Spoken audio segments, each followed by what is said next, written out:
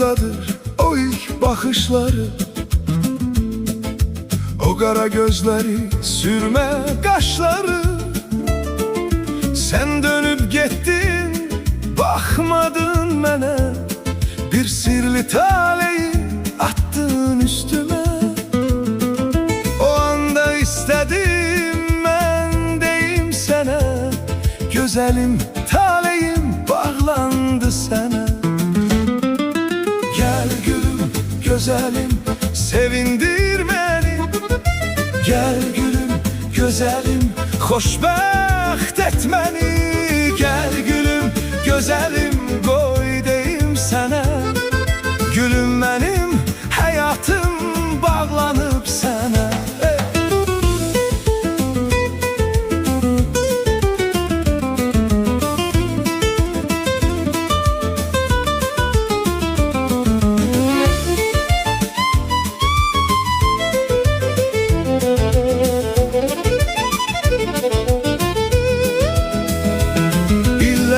Gelip geçti, unutmadım ben o şirin sözleri, o hislerime. Sensiz bu şehrin yolları gerip, hasretin kalbime bir duman serip.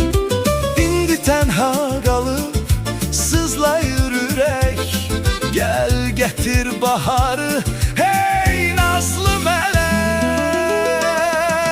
Gel gülüm güzelim sevindir beni, gel gülüm güzelim hoşbext et beni.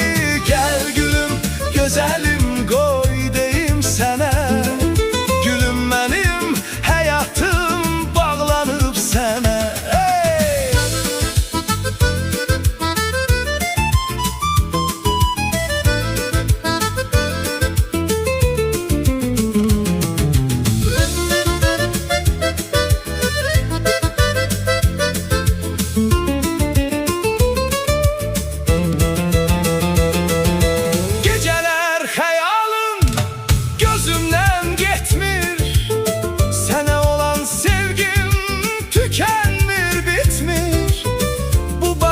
Akşamı şahittir bize, ne olar gayet gel rahmele bize.